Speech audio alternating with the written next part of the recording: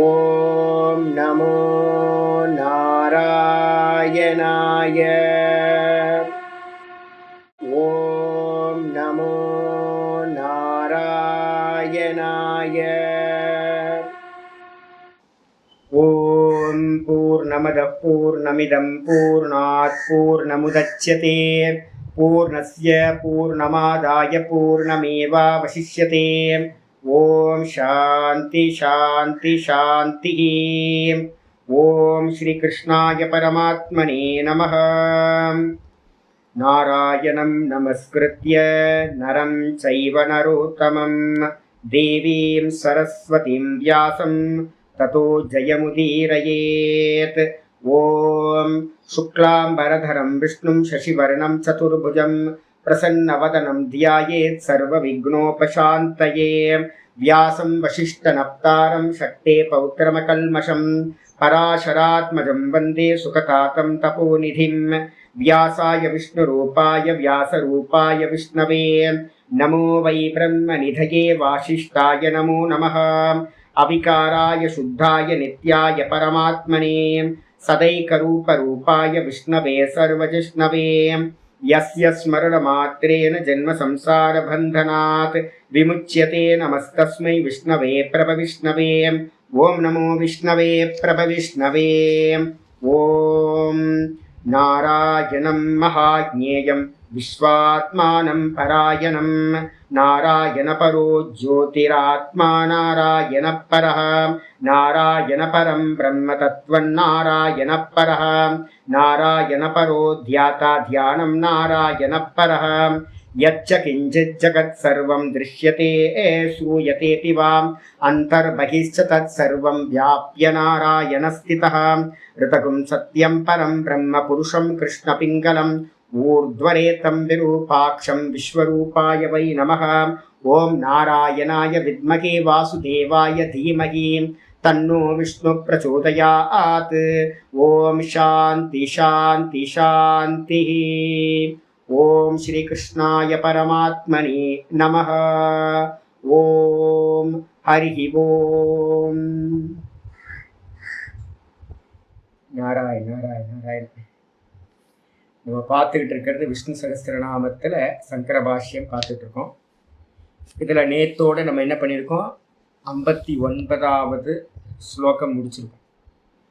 இப்போ நம்ம எப்பவுமே பாராயணம் 10 தான் பண்ணிகிட்டு இருக்கோம். அதனால் இனிமேல் நாளையிலேருந்து 60லேருந்து ஒவ்வொன்றா படிப்போம். இன்றைக்கி டைரெக்டாக 60வது ஸ்லோகம் வந்துடுவோம். 60வது ஸ்லோகம் வந்து பார்த்திங்கன்னா ஸ்லோகத்தோட ஆர்டரில், ஸ்தோத்திரத்தோட ஆர்டரில், சங்கர பாஷ்யத்தோட ஆர்டரில் 73. எப்போவுமே 10 டிஃப்ரென்ஸ் இருக்கும். ஸ்தோத்திரத்தில் 60, 13 வந்து பார்த்திங்கன்னா அதிகப்படுத்தி 13 டிஃப்ரென்ஸ் வந்துடும். 73 வந்து பார்த்திங்கன்னா சங்கர பாஷ்யத்தில். श्लोकम आरंभिक्किது. भगवान् बगहानन्दी वनमाली हलायुतः हलायुधः आदित्यो ज्योतिरादित्यः आदित्यो ज्योतिरादित्यः सहिष्णुर्गतिसत्तमः सहिष्णुर्गतिसत्तमः. भगवान् बगहानन्दी वनमाली हलायुधः ஆதித்யோ ஜோதிராதித்யः சகிஷ்ணுர்கதிசத்தமः. இந்த ஸ்லோகத்தில் வந்து பார்த்தீங்கன்னா 9 நாமங்கள் பகவானுக்கு சொல்லப்பட்டிருக்கு. இந்த 9 நாமங்களில் முதல் நாமம் வந்து பார்த்தீங்கன்னா பகவான். நம்ம எல்லா இடத்துலையும் அதிகமாக பிரயோகப்படுத்துகிறோம் பகவான். பகம்னு சொல்லக்கூடிய 6 ஐஸ்வர்யங்களை உடையவர் பாஷிகாரர் சொல்ல போகிறார். ஏற்கனவே பகவத்கீதையில் வந்து பார்த்தீங்கன்னா 4th சாப்டராக இதுலேயோ நம்ம வந்து பார்த்தீங்கன்னா இந்த ஸ்லோகமும் பார்த்தோம். 3வது பகவான் வந்து பார்த்தீங்க அப்படின்னா பகவான் வாட்சு அப்படின்னு ஆரம்பிப்பார் இருக்கு. அப்போ வந்து பார்த்தீங்கன்னா பகவத்கீதையிலையும் வந்து பார்த்தீங்கன்னா சொல்லப்பட்டிருக்கு. ஏற்கனவே இதை வந்து நிறைய முறை நான் வந்து பார்த்தீங்கன்னா பகவானுக்கு லட்சணம் பார்த்துருக்கோம். பகவான்றதுக்கு அர்த்தம் பகத்தை உடையவர் பகவான், வேற எதுவும் இல்லை, சிம்பிள். பகத்தை உடையவர் பகவான். இதுக்கு அடுத்தது வந்து பார்த்தீங்கன்னா பகஹா அப்படின்றது சுவாமிக்கு பேரு. பககா அப்படின்னா ஐஸ்வர்யத்தை நாசம் செய்பவர். ஹா எல்லாத்தையும் நாசம் செய்கிறவர். அதனால அவருக்கு பேர் வந்து பககான்னு பேர். எப்போ பிரளய காலம் ஆரம்பிக்கும் போது எதெல்லாம் சுவாமி வந்து பார்த்தீங்கன்னா கிரியேட் பண்ணாரோ, எதையெல்லாம் வந்து பார்த்தீங்கன்னா ஸ்திதி காலத்தில் தக்க வச்சுட்டு இருக்காரோ, ஸ்திதி பண்ணிகிட்டு இருக்காரோ, அதை எல்லாத்தையும் சுவாமி வந்து லய காலத்துல என்ன பண்றார், பிரளய காலத்துல சுவாகா பண்றார், எல்லாத்தையும் நாசம் பண்றார். அதனால அவருக்கு பேரு பகஹா அப்படின்னு பேரு. எல்லாத்தையும் நாசம் பண்ணதுக்கு பேரு பகவான் என்னவா இருக்கார், ஆனந்தி. தூக்கத்துல எப்படி இருக்கணுமோ சுகஸ்வரூபமா வந்து பார்த்தீங்கன்னா ஆனந்தமா இருக்கும். பகவான் தான் ஆனந்தமா இருக்கார். அங்க பகவான் மட்டும்தான் இருக்கார். ஜீவன் வெளியில போயிட்டு போயிட்டு வந்துட்டு இருக்கான். ஒவ்வொரு ஜாகிரத சொப்பனத்துக்கும் ரிஃப்ளெக்ஷன் வெளியில போயிட்டு வந்துட்டு இருக்கு. ஆனா சுவாமி மட்டும் எங்க இருக்காரு அப்படின்னா டீப் ஸ்லீப்ல சுவாமி மட்டும் என்ன பண்றார், ஆனந்த சுரூப்பியா இருக்கார். சுகமா தூங்குனேன் அப்படின்னு நம்ம சொல்றோமே, பகவான் தான் சொல்லிட்டு இருக்கணும். அப்ப ஆனந்தி. அதுக்கப்புறம் வனமாலின்னா என்ன அர்த்தம் அப்படின்னு கேட்டீங்கன்னா, ஒரு பெரிய மாலை போட்டிருக்கார் சுவாமி. நில மாலை மாதிரி வந்து பார்த்தீங்கன்னா நீளமா போட்டிருப்பார். அந்த மாலைக்கு பேர் என்ன பேர் அப்படின்னு கேட்டீங்கன்னா தன்மாத்திரா ரூபம் அப்படின்னு சாஸ்திரங்கள் சொல்லுது. தன்மாத்திரா அப்படின்றது இருக்குல்ல, பஞ்சபூதங்கள் இருக்குல்ல, பஞ்சபூதங்களோட தன்மாத்திரை வடிவா அவர் என்ன பண்றார், மாலையை வைஜெயந்தி மாலா அப்படின்னு பேர். அந்த வைஜெயந்தி மாலையை வந்து பார்த்தீங்கன்னா போட்டுக்கிட்டு இருக்கார். அதனால அவருக்கு பேர் வனமாலி. ஹலாயுதக அப்படின்னா என்ன அர்த்தம், ஹலம் அப்படின்னா கலப்பைன்னு அர்த்தம். ஏர் உழுவுறதுக்கு யூஸ் பண்ற கலப்பா இருக்குல்ல, அது யார் வச்சிருப்பா, கலப்பையை வச்சிருக்கிறவர் யாரு அப்படின்னா பலராமர். இவரோட பிரதர் வந்து பார்த்தீங்கன்னா அவரையும் வந்து பார்த்தீங்கன்னா நம்ம என்ன பண்றோம், அவதார புருஷரா சொல்றோம். அப்ப பலராமர் ரூபத்துல வந்து சுவாமி இருந்ததுனால வந்து பார்த்தீங்கன்னா பலராமருக்கு பேரு அலாயுதகன்னு பேரு. அதே பேர் இவருக்கும் வந்துருச்சு. அது மட்டும் இல்ல ஆதித்யக. ஆதித்யகன் என்ன அர்த்தம், அதித்தியோட புத்திரனுக்கு பேரு ஆதித்யகன் பேர். அதித்திக்கும் கஷ்யப மகரிஷிக்கும் பிறந்தவர் ஆதித்யகா அப்படின்னு ஆயிடுது. ஜோதிராதித்யகன் என்ன அர்த்தம், ஜோதி அப்படின்னா வந்து பார்த்தீங்கன்னா ஆதித்ய ஜோதி. சூரிய மண்டலத்துல வந்து சுவாமி எப்படி இருக்கார் அப்படின்னா ஹிரண்ய கர்ப்பரா ஜோதி ஸ்வரூபமா இருக்கின்றார். சூரிய மண்டலத்துக்கு உள்ளார இருக்கார். சவித்துர் மண்டல மத்தியவர்த்தி நாராயண சரசிஜாசன சந்நிவிஷ்டா கேயூரவான் மகர குண்டலவான் கிரீட்டி ஹாரி ஹிரண்மய வபு சங்கு சக்கர கதாதாரி. இதுல வந்து சந்தியாவந்தனத்துல மந்திரங்கள் வந்து பார்த்தீங்கன்னா இதெல்லாம் டெய்லி படிக்கிற மந்திரங்கள். அப்ப சூரிய மண்டலத்துக்குள்ளார வந்து பார்த்தீங்கன்னா சுவாமி வந்து ஹிரண்ய கர்ப்பரா பிராண ரூபத்துல ஜோதி ஸ்வரூபமா இருக்கார். அதனால அவருக்கு பேர் வந்து பார்த்தீங்கன்னா ஜோதிராதித்யகர் பேர். அதுக்கப்புறம் சகிஷ்ணுகு அப்படின்னா ரெண்டு அர்த்தம் இருக்கு. ஒரு அர்த்தம் வந்து பார்த்தீங்கன்னா எல்லா துவந்துவங்களையும் சகிச்சுக்கிறார். இந்த கான்சியஸ்னஸ் என்ன பண்ணுது, அதுக்கு வந்து பார்த்தீங்கன்னா இதோட எந்த சம்பந்தமும் இல்லை, எல்லாத்தையும் சகிச்சுக்கிறதா இருக்கு. பிராண ரூபத்துல சகுனமா எடுத்துக்கிட்டீங்கன்னா இந்த பிராணன் வந்து பார்த்தீங்கன்னா எல்லாத்தையும் சகிச்சுக்குது. அதுக்கப்புறம் கான்சியஸ்னஸ் ரூபத்துல எடுத்துக்கிட்டீங்கன்னா பகவான அந்த கான்சியஸ்னஸ் எல்லாத்தையும் சகிச்சுக்குது. அப்ப சுவாமி வந்து பார்த்தீங்கன்னா அந்த பிரகிருதியில இருக்கக்கூடிய எல்லா சுக துக்கம் வெப்பம் குளிர் மானம் அப்பமானம் அப்படின்னு எல்லா துவந்துவங்களையும் சகிச்சுக்கிறார். அதனால அவருக்கு பேரு சகிஷ்ணுகு அப்படின்னு பேர். இது முன்னாடியே வந்திருக்கு சகிஷ்ணுகு அப்படின்னு. நம்ம எப்பவுமே வந்து பார்த்தீங்கன்னா படிக்கும் போது ஆரம்பத்தையே சொல்றோம்ல, எப்போவுமே வந்து பார்த்தீங்கன்னா நம்ம டெய்லி மங்களாச்சரணம் படிக்கும் போதே வந்து பார்த்தீங்கன்னா ஆரம்பத்திலேயே வந்து பார்த்தீங்கன்னா என்ன சொல்லிகிட்டே இருக்கோம். ஆரம்பிக்கும் போதே வந்து பார்த்தீங்கன்னா எஸ் எஸ் ஸ்மரண மாத்திரேன ஜென்ம சம்சார பந்தனாத். அதுக்கு முன்னாடி விஷ்ணவே சர்வ ஜிஷ்ணவே, இல்லை வேற எங்கேயோ படித்தோமே, எங்கே படித்தோம், சகிஷ்ணுன்ற வார்த்தை அடிக்கடி நம்ம படிச்சிருக்கோமே. வேற ஆரம்பத்திலேயே ஒரு வாட்டி சகிஷ்ணுக்கு வந்துடுச்சு. எங்கே வந்துச்சுன்னு தெரியல, எத்தனாவது ஸ்லோகத்தில் ஏற்கனவே வந்துச்சு. அந்த இடத்துல என்ன பண்ணோம் அப்படின்னு கேட்டிங்கன்னா அங்கே அர்த்தம் பண்ணும்போது ஆச்சாரியர் சொல்கிறார், இந்த லோகத்தில் எவராலையும் சகிக்க முடியாதவர் அப்படின்னு அர்த்தம் பண்ணியிருக்கார். அந்த அளவு பராக்கிரமத்தை உடையவர். எதிரிகளால சுவாமியை சகிச்சுக்கவே முடியாதான். ஐயோ கிருஷ்ணனா, ஐயோ அவன் வேற அப்படின்னு டிஸ்டர்ப் ஆகும். ராமனா அப்படின்னா ராமன் பேர் எடுத்தாவே ராவணனுக்கு வந்து பார்த்தீங்கன்னா ரொம்ப டிஸ்டர்ப் ஆகும்.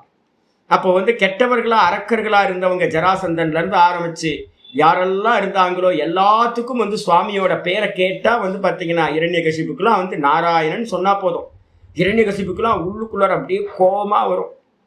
அப்ப என்ன அர்த்தம் அப்படின்னா சகிச்சுக்க முடியாது. பகவானை வந்து யாராலையும் சகிச்சுக்க முடியாது எதிரிகளால. பக்தர்களுக்கு வந்து பார்த்தீங்கன்னா கேட்க கேட்க ஆனந்தம் கொடுக்கும். ஆனால் எதிரிகளுக்கு அரக்கர்களுக்கு வந்து பார்த்தீங்கன்னா ரொம்ப டிஸ்டர்ப் ஆவாங்க.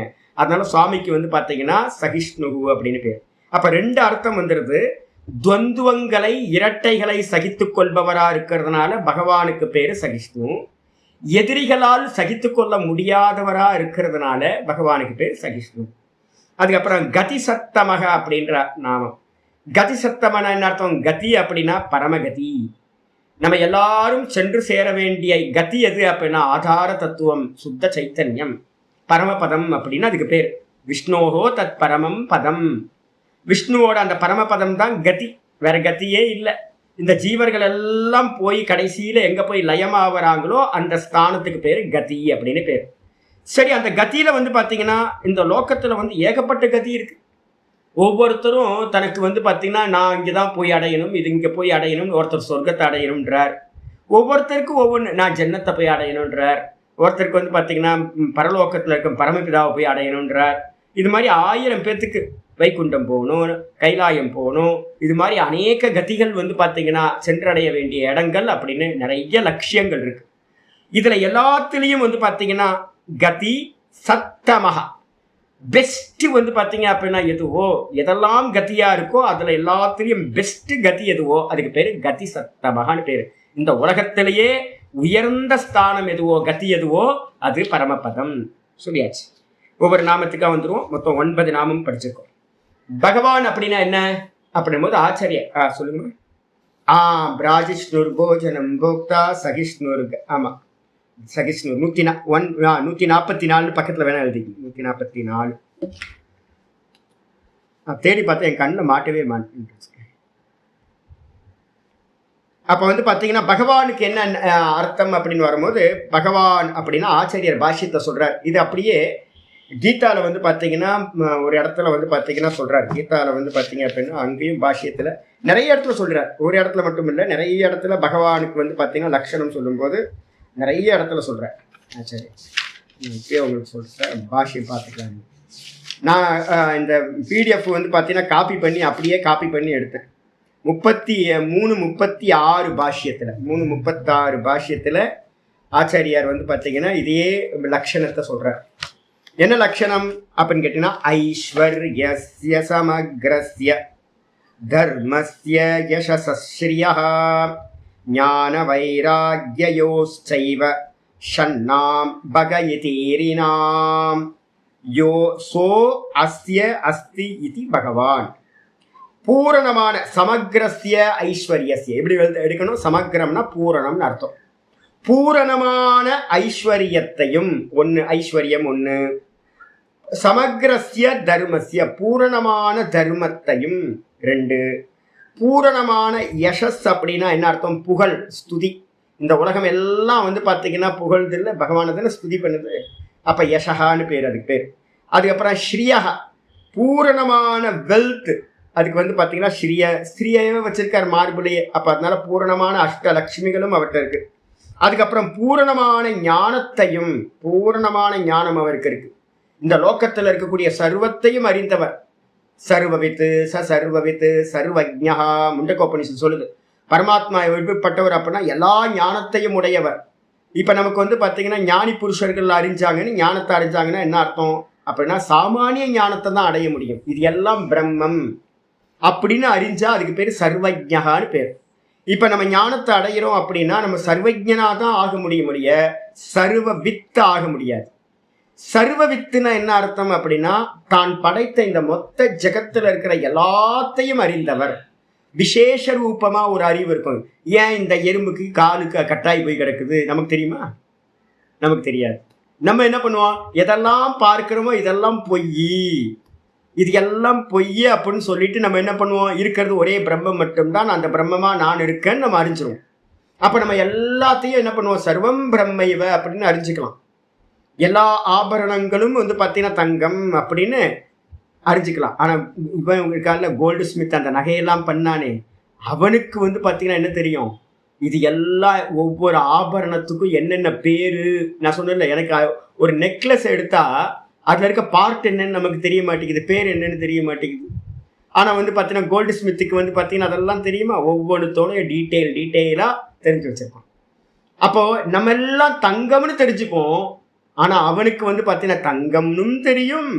அப்போ ஒவ்வொரு ஆபரணத்துக்கும் உள்ள டீட்டெயிலா விஷயங்களும் அவனுக்கு தெரியும். அதே மாதிரி பகவான் வந்து பார்த்தீங்கன்னா இது எல்லாம் பிரம்மம்னும் தெரிஞ்சு வச்சிருப்பார். கூடவே வந்து பார்த்தீங்கன்னா எறும்புக்கு ஏன் ஒரு கால் இல்லை, இந்த மனுஷனுக்கு ஏன் இப்படி இருக்கு, அந்த மனுஷனுக்கு அப்படியே இருக்குன்னு சர்வ ஜீவராசிகளுடைய கருமங்களையும் அறிந்தவராக இருப்பார். அப்போ அதனால அவருக்கு பேர் வந்து சர்வஜ்ஞா சர்வவித் அப்படின்னு பேர். முண்டக்க அப்போ வந்து பார்த்தீங்கன்னா பூர்ண ஞானம்ன்றதுக்கு அர்த்தம் என்னது அப்படின்னா சர்வஞனாவும் இருக்கணும், சர்வவித்தாவும் இருக்கணும். சர்வத்தையும் பிரம்மம்னு தெரிஞ்சுக்கிறதுக்கு பேரு சர்வஜ்ஞா. டீட்டெயிலா ஒவ்வொரு ஜீவராசிகளோட கர்மத்திலிருந்து இந்த லோகத்துல படைப்புல என்னெல்லாம் இருக்கோ எல்லாத்தையும் விசேஷ ரூபத்துல தெரிஞ்சிருக்கிறதுக்கு பேரு சர்வவித்து. அப்ப இந்த ரெண்டாவும் இருக்கிறவர் வந்து பாத்தீங்கன்னா பூரண ஞானத்தை உடையவர் பகவான். அது மட்டும் இல்லாம பூர்ண ஞானம் மட்டும் இல்ல, பூர்ண ஞானத்தை உடையவரா மட்டும் இல்லாம ஞானம். அப்ப வந்து பாத்தீங்கன்னா அப்படின்னா பூர்ணமான ஞானம் அப்படின்றதுக்கு ரெண்டு அர்த்தத்தை எடுத்துக்கணும். சர்வஜா சர்வவித் அப்படின்ற ரெண்டுத்தையும் எடுத்துக்கணும் சுவாமிக்கு. பூர்ண ஞானத்தையும், அதே நேரத்தில் அவர்கிட்ட சுவாமிகிட்ட என்ன இருக்குன்னா பூர்ண வைராக்கியம் இருக்கு. தான் என்னத்தெல்லாம் கிரியேட் பண்ணாரோ, எதையெல்லாம் வந்து பார்த்தீங்கன்னா சாதுக்களை ரட்சணை பண்றதுக்குன்னு என்னெல்லாம் அவதாரம் எடுத்தாரோ, அவரே வந்து பார்த்தீங்கன்னா என்ன பண்ணார், அவரோட குலம் நாசமாகிறதுக்கும் அவர் தான் வந்து பார்த்தீங்கன்னா அவருக்கு முன்னாடியே அவரோட குலம் நாசமாக போச்சு. அது மட்டும் இல்லாமல் வந்து பார்த்தீங்கன்னா இந்த மொத்த ஜெகத்தையும் கிரியேட் பண்ணவர் மொத்த ஜெகத்தையும் தானே என்ன பண்ணுறார், பிரளயத்தையும் உண்டு பண்ணுறாரு. என்ன கஷ்டம் இல்லை, நம்ம ஒரு வீட்டை கட்டி நம்மளே இடிக்கணும் அப்படின்னா எப்படி இருக்கும் நமக்கு? ஐயோ பதைக்குமே. ஒரு புது வண்டி வாங்கணும்னு உடஞ்சி போச்சு அப்படின்னா எதையாவது கீரல் வந்துருச்சுன்னா பதறுமே. ஆனால் சுவாமிக்கு வந்து பார்த்தீங்கன்னா இந்த மொத்த பிரபஞ்சத்தையும் தான் படைச்சார், தான் பரிபாலனம் பண்ணுறார், இந்த மொத்த ஜெகத்தையும் சுவாகா பண்ணுறார் எல்லாத்தையும். அப்பவும் அவருக்கு பூரண வைராக்கியம், கொஞ்சம் கூட சஞ்சலம் உண்டாகிறது. அப்போ சமக்ரஸ்ய வைராக்கியம் இந்த விதமாக வந்து பார்த்தீங்கன்னா எல்லாத்தையோட சேர்ந்து இருக்கிறதுக்கு பேர், இதையெல்லாம் சேர்த்தீங்கன்னா ஷண்ணாம் அப்படின்னு பேர். 6 ஷட்டு பகம். இந்த ஷட்டு பகங்களை 6 பகங்களை உடையவராக இருக்கிறதுனால அவருக்கு பேர் பகவான் அப்படின்னு பேர். ஆச்சாரியர் சொல்றாரு என்னன்னு கேட்டா, சோ அஸ்ய அஸ்தி இது பகவான். இந்த பகமானது, பகம்னு சொல்லக்கூடிய 6 ஐஸ்வர்யங்கள் இவரிடம் இருப்பதால் பகவானுக்கு பேரு பகவான். இந்த சமஸ்கிருதம் ஒரு நூல் படிக்கணும் அப்படின்னா முன்னாடி இருந்தவங்கலாம் ஒரு தமிழ்ல வந்து பார்த்தீங்க அப்படின்னா ஏதாவது எழுதணும் அப்படின்னா மணிப்பிரவாளத்தில் தான் நல்லா தெரிஞ்சிருக்காங்க. முன்னாடி இருந்தவங்களாம் ஆல்மோஸ்ட் தமிழ் டீச்சர்ஸ் எல்லாம் தெலுங்குக்காரங்களாவே இருந்திருக்காங்க நம்ம தமிழ். அவங்களுக்கு வந்து பார்த்தீங்கன்னா இந்த பேதமே இல்லாமல் சம்ஸ்கிருதமும் படிச்சிருப்பாங்க, தமிழும் படிச்சிருப்பாங்க, ரெண்டுமே படிச்சிருப்பாங்க. இப்போ இருக்கிறவங்கெல்லாம் என்ன பண்ணுறாங்க அப்படின்னா, ஆச்சாரியார் வந்து திருக்குறளில் முதல் ஸ்லோகம் எழுதும் போதே அகர முதல எழுத்தெல்லாம் ஆதி பகவன் முதற்றே உலகு அப்படின்னு எழுதிட்டார். எழுதின மாத்திரத்தில் இங்கே இருக்கிறவெல்லாம் பகவான் அப்படின்னா அவர் இந்து மதம் இல்லை, சனாதன தர்மம் இல்லை, அவர் ஜைன மதமாக்கும் அப்படின்னு வியாக்கியானம் எழுதியிருக்க. பெரிய பெரிய புத்திசாலி இருப்பான். பகவான்றதுக்கு அர்த்தம் வந்து இவனுக்கு யாருக்குமே புரியவே இல்லை. பகவான்பா அப்படின்னு. இன்னொருத்தர் வந்து பார்த்தீங்க அப்படின்னா, இங்கே ஒருத்தர் என் கூட ஒரு நாள் உட்காந்து இருக்கும்போது ரமணாசிரமத்தில், நான் ஒரு 10 வருஷத்துக்கு முன்னாடி சொல்கிறேன், ரமணாசிரமத்தில் ஒரு சன்னியாசி பக்கத்தில் வந்து உட்காந்தேன். நம்ம பகவான் வந்து பார்த்தீங்கன்னா ரமண பகவான், நம்ம பகவான் வந்து ரமண பகவான் ஆக்கும். மற்றவங்கெல்லாம் ரிஷி தான். நம்ம பகவான் வந்து பார்த்தீங்கன்னா யாரோ டைட்டில் கொடுத்துட்டாங்கப்பா. டைட்டில் கொடுத்ததுக்கெல்லாம் வந்து பார்த்தீங்கன்னா நீங்களே இப்போ எல்லாருமே டைட்டில் அவங்களே போட்டுக்கிறாங்க. ஸ்ரீன்னு போட்டதுனால வந்து பார்த்தீங்கன்னா ஸ்ரீ ரவிசங்கருக்கு அவரே தான் போட்டுக்கிட்டாரு ஸ்ரீன்னு. அதுக்கப்புறம் வந்து பார்த்தீங்கன்னா ஜக்கி குருதேவ் அப்படின்னு போட்டார். ஜக்கி வாசுதேவுக்கு அவர் உலகத்தில் எல்லாருமே அவங்கவுங்க நேம போட்டுக்கிறாங்க. நேம போட்டாலாம் வந்து பார்த்தீங்கன்னா அது மாதிரிலாம் ஆக முடியாது. ரிஷின்னு போட்டுக்கிட்டீங்க அப்படின்னா அதுக்கு ஒரு அர்த்தம் இருக்கு. பகவான் போட்டுக்கிட்டீங்கன்னா அதுக்கு ஒரு அர்த்தம் இருக்கு. முனின்னு போட்டுக்கிட்டீங்கன்னா அதுக்கு ஒரு அர்த்தம் இருக்கு. யாருக்குமே வந்து பார்த்தீங்கன்னா இந்த அர்த்த சிந்தனை தெரியாம ஒவ்வொருத்தரும் தனித்தனியா அவங்க இதுல அர்த்தம் பண்றாங்க. அப்ப பகவான் அப்படின்னு இனிமே எப்ப வந்தாலும் ஞாபகத்துக்கு வந்தாலும் இந்த ஸ்லோகம் நமக்கு ஞாபகம் வரணும். 6 ஐஸ்வர்யங்களை உடையவர் பகவான் சொல்லியாச்சு. இதுக்கு அடுத்து 2வதும் வந்து பார்த்தீங்கன்னா ஒரு லட்சணம் சொல்றார். இன்னொரு லட்சணம் ஸ்லோகத்துல இருந்து சொல்றார் விஷ்ணு புராணத்துல இருந்து. உற்பத்திம் பிரளயம் சைவ பூதானாமாகதிம் கதிம் வேத்தி வித்யாம் அவித்யாம் ச சவாச்யோ பகவானிதி. பகவான என்ன பார்ப்பேன்னா, பூதானாம் உற்பத்திம் பிரளயம் செய்வ. இந்த ஜீவராசிகள் இந்த லோகத்துல இருக்குல்ல, எல்லா ஜீவராசிகளுடைய உற்பத்தி, எத்தனை பிறவி பிறந்திருக்கோம் நம்மன்றது வந்து எப்பெல்லாம் நமக்கு டெத்து வரும், எப்போ பெர்த் வரும், எத்தனை பிறவிகள் இருக்கு அப்படின்னு இந்த லோகத்துல எத்தனை கோடி ஜீவராசிகள் இருக்கோ அத்தனை கோடி ஜீவராசிகளுடைய உற்பத்தியையும் பிறப்பையும் லயத்தையும் மரணத்தையும் கதிம் ஆகதிம், எப்ப வராங்க எப்ப போவாங்க, அவங்க கர்மத்தோட செயல்பாடு என்ன, புண்ணியாத்மாவா பாப்பாத்மாவா, இப்ப என்ன நடந்துகிட்டு இருக்கு அப்படின்னு சகல ஜீவராசிகளோட, ஒரு எறும்புல இருந்து ஒரு அமீபால இருந்து பிரம்மா வரைக்கும் இருக்கக்கூடிய சகல ஜீவராசிகளுடைய எல்லா டீட்டெயிலையும் வேத்தி அறிபவருக்கு பேர் வந்து பார்த்தீங்கன்னா பகவான். கூட வந்து வித்யாம்ச அவித்யாம்ச, வித்யா அவித்யாம்ச, வித்யையையும் ஞானத்தையும் அஜானத்தையும் கூட வந்து பார்த்தீங்க அப்படின்னா அறிந்தவர் எவரோ அவருக்கு பேர் தான் சவாச்சியோ பகவானிதி. அந்த அறிந்தவருக்கு பெயர் தான் வந்து பார்த்தீங்க அப்படின்னா யாரு? பகவான் அப்படின்னு பேர். அப்போ பகவான் டைட்டில் போட்டுக்கிறதுலாம் இல்லை, நம்ம இஷ்டப்படி யார் வேணாலும் எங்கே எந்த டைட்டில் வேணாலும் போட்டுக்கலாம். யார் யாருக்கெல்லாம் டைட்டில் இருக்கு பாருங்க பகவான் அப்படின்னு புராணங்கள்ல. இப்போ பார்த்தீங்க அப்படின்னா வசிஷ்ட பகவான், பகவான் வசிஷ்டர் அப்படின்னு சொல்லுவோம். வியாச பகவான் சொல்லுவோம். சங்கரருக்கு எங்கேயாவது ரிஷின்னு போட்டிருக்கோமா? சங்கர ரிஷின்னு போட்டிருக்கோமா? சங்கர ஆச்சாரியார் தானே போடுறோம். சங்கர ஆச்சாரியார் தான் போடுறோம், சங்கர ரிஷி போடல. பகவான் எங்கேயாவது அதுக்கப்புறம் வந்திருக்கா? பகவத் பாதர்னு சொல்லுவோம், ஆனால் எங்கேயுமே ரிஷி அப்புறம் முனி அது மாதிரிலாம் போடல. பகவான் இதெல்லாம் போடவே இல்லை. அவருக்கு ஆச்சாரிய ஸ்தானம் தான் கொடுத்துருக்கு. வியாச மகரிஷி சொல்லியிருக்கோம், வசிஷ்ட மகரிஷி சொல்கிறோம், வசிஷ்ட முனி சொல்கிறோம், வியாச முனி சொல்கிறோம், பகவான் வசிஷ்டர் சொல்லுவோம், பகவான் வியாசர் சொல்லுவோம். ஏன் அப்படின்னு கேட்டிங்கன்னா சாட்சாத் பகவான் தான் வந்து பார்த்தீங்கன்னா வசிஷ்டரா வியாசரா அவதாரம் பண்ணியிருக்கார். சங்கரர் வந்து பார்த்தீங்க அப்படின்னா வந்து பார்த்தீங்கன்னா அவரை அது மாதிரி நம்ம சொல்ல மாட்டோம். ஆச்சாரிய ஸ்தானம் மட்டும்தான் நம்ம வந்து பார்த்தீங்கன்னா கொடுத்து வச்சுருக்கோம். அதனால வந்து பார்த்தீங்கன்னா இப்போ வர்றவங்க வந்து பார்த்தீங்கன்னா என்ன பண்ணிக்கிறாங்க? ரிஷினா அவங்களா பட்டம் கொடுத்துக்கிறாங்க, முனிவுன்னு அவங்களா பட்டம் கொடுத்துக்கிறாங்க. சுற்றி இருக்கிறவங்க மீனிங் தெரியாது. அப்போ மனநாத் முனிகி, மௌனாத் முனிகி அப்படின்னு மனநசீலர்கள் மௌனசீலர்கள் நிதித்தியாசனத்தில் இருக்கிறவங்களுக்கு முனிவன் அப்படின்னு பேர். ரிஷி அப்படின்னா ரிஷதி கச்சதி சொரூபே. சொரூபத்துக்கு வந்து பார்த்தீங்கன்னா சதா உள்ளே போய் வெளியில் வந்து உள்ளே போய் வெளியில் வந்து நிர்விகல்ப சமாதிக்கு போவாங்க, திரும்ப வெளியில் வருவாங்க, நிர்விகல்ப சமாதிக்கு போவாங்க வருவாங்க. அது மாதிரி சொரூபத்துக்கு போய் வந்துக்கிட்டு இருக்கவங்க எவ்வளோ அவங்களுக்கு பேர் ரிஷி. இன்னொருத்தர் வந்து பார்த்தீங்கன்னா மந்திர திரஷ்டாரக, ரிஷயோ மந்திர திரஷ்டாரக. மந்திரத்தை வந்து பார்த்தீங்கன்னா ஆகாசத்தில் இருக்கிற சப்தங்களை மந்திரங்களை இந்த உலகுக்கு கொண்டு வந்து கொடுத்தவங்க. ரிஷிகாலமாக முடிஞ்சு போச்சு. அதனால தான் சங்கர ஆச்சாரியார் சொல்லுவோமே, சங்கர மகரிஷிலாம் சொல்ல மாட்டேன். ஏன்னா ரிஷிகாலம் வேற, சங்கரர் வாழ்ந்த காலம் வேற. அப்போ ஒவ்வொருத்துக்கும் அர்த்தங்கள் இருக்கு. அப்போ பகவான் ரமணர் அப்படின்னா ரமண பகவானுக்கு எனக்கு பகவான் மேலே ரொம்ப பிரீத்தி இருக்கு, நானே இப்போ பகவான் தான் சொல்கிறேன். அப்போ டைட்டில் சொல்லி சொல்லி நமக்கு இதுவாகி போச்சு. ஆனால் வந்து பார்த்தீங்கன்னா பகவான்ற டைட்டிலுக்கு அர்த்தம் இந்த 2 ஸ்லோகங்கள்ல இருக்கிறது தான் வாஸ்தவத்தில். அடிச்சா இதுக்கப்புறம் வந்து பார்த்தீங்கன்னா 559வது நாமம் பகஹா. பகஹானா என்ன சுவாமி அர்த்தம் அப்படின்னா, பக அப்படின்னா ஐஸ்வர்யம், மேலே சொன்னது அஷ்ட ஐஸ்வர்யங்கள், எல்லா ஐஸ்வர்யங்களுக்கும் பேர் வந்து பார்த்தீங்கன்னா பக அப்படின்னு பேர். இந்த பகத்தை வந்து பார்த்தீங்கன்னா ஹான்றதுக்கு அர்த்தம் வந்து பார்த்தீங்கன்னா எல்லாத்தையும் நாசம் செய்யறது. ஹாஹந்தி. சம்ஹார காலத்தில் எல்லா ஐஸ்வர்யங்களையும் நாசம் செய்பவர், அழிப்பவர் எவரோ, டிஸ்ட்ராய் பண்றவர் எவரோ அவருக்கு பேர் வந்து பார்த்தீங்கன்னா பகஹா அப்படின்னு பேர். பாஷ்யத்தில் சொல்றார் ஐஸ்வர்யாதிகம், ஐஸ்வர்யம் முதலிய எல்லாத்தையும் சம்ஹார சமயே, சம்ஹார காலத்தில் ஹந்தி இதி, எல்லாத்தையும் ஹனனம் பண்றதுனால நாசம் பண்றதுனால அழிக்கின்ற காரணத்தினால சுவாமிக்கு பேரு பகஹா. ருத்ர ரூபத்துல எல்லாத்தையும் நாசம் பண்ணுகிறார். 560வது நாமம் ஆனந்தி. ஆனந்தின என்ன சுவாமி அர்த்தம் அப்படின்னு கேட்டீங்கன்னா, சொரூபத்துல வந்து பார்த்தீங்கன்னா அவருடைய சொரூபம் என்னது? சுகஸ்வரூபம்.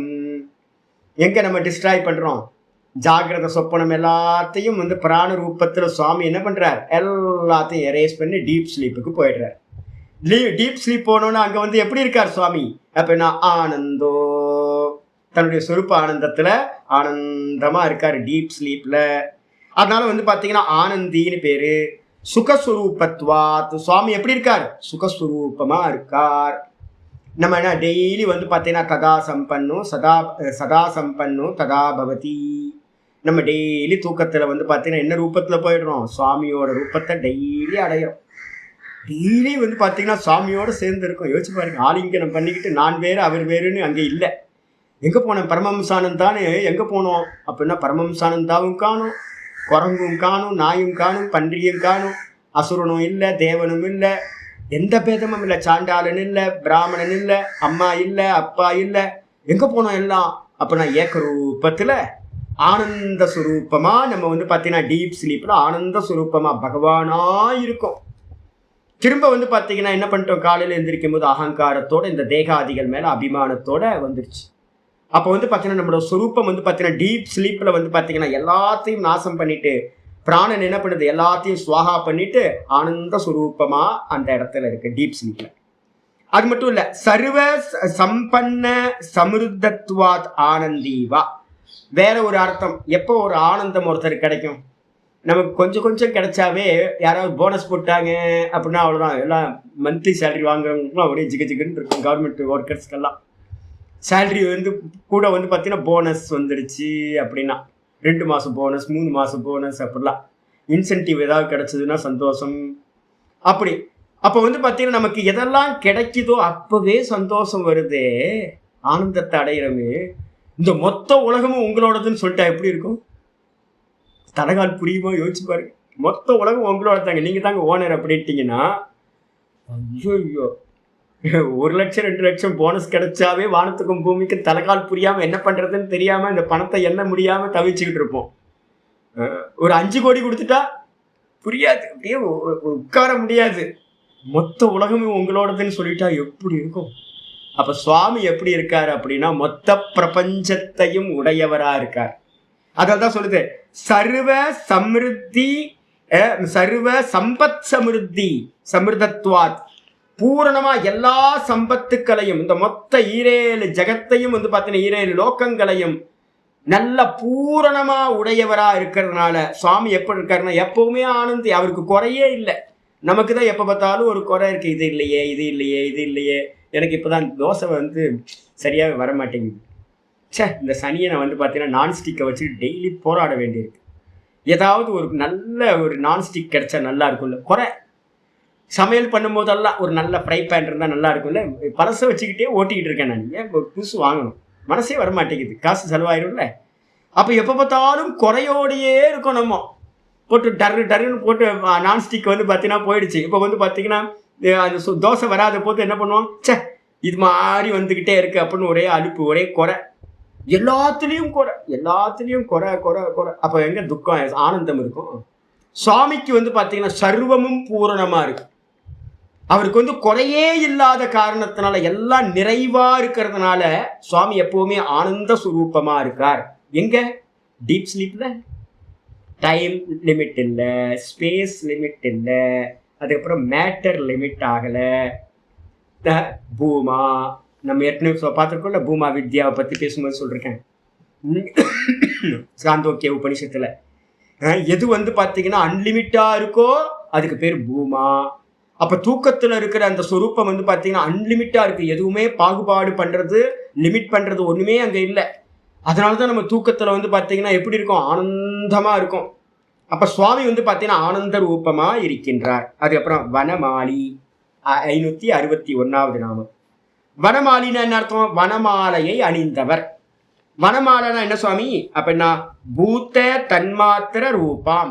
பூத்தங்கள் இருக்குல்ல, இந்த பூத்தங்களோட தன்மாத்திரைகளை வந்து பார்த்தீங்கன்னா அந்த வடிவத்தில் வைஜெயந்தி மாலைய, வைஜெயந்தி ஆக்கியாம், வைஜெயந்தி என்ற பெயரை உடைய வனமாலாம், ஒரு மாலையை வந்து பூக்களால் தொடுக்கப்பட்ட ஒரு மாலையை வந்து சுவாமி அணிஞ்சிருக்கார். வகன் அணிந்தவரா இருக்கிறதுனால சுவாமிக்கு பேர் வந்து பார்த்தீங்கன்னா வனமாலி அப்படின்னு பேர். இனிமே ஒவ்வொன்றா மீனிங் மாறப்போகுது. நம்ம கதாதாரிக்கு என்ன பார்த்துருக்கோம்? கதாதாரிக்கு இது வந்து பார்த்தீங்கன்னா பெரிய மனசு உடையவர் அப்படின்னும் போது மகாமனாகான்னு ஒன்று பார்த்துட்டோம்.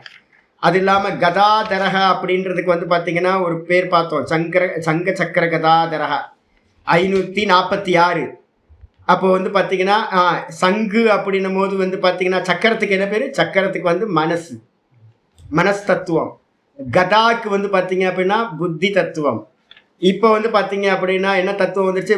வனமாலான்றதுக்கு அர்த்தம் வந்து பார்த்தீங்கன்னா தன்மாத்திரைய வைஜெயந்தி மாலை. அப்போ இனிமே நம்ம ஒவ்வொரு ரூபம் கொடுத்துருக்கலாம். நான் அதால் தான் யோசிக்கிறேன், கோயிலுக்கு போகும்போதெல்லாம் யோசிப்பேன், என்ன ஸ்ட்ரக்சருங்க ரூபம் நம்ம நினச்சிக்கிட்டு இருக்கோம். சாமிக்கு இதுக்கெல்லாம் மீனாட்சிக்கு வந்து பார்த்தீங்கன்னா கிளியை கொடுத்துருக்கான் கையில், காமாட்சிக்கு வில்ல கரும்பு கொடுத்துருக்கான் அப்படின்னு நம்ம பாட்டுக்கு போயிடுறோம். எல்லாம் தத்துவம், எல்லாமே தத்துவம்.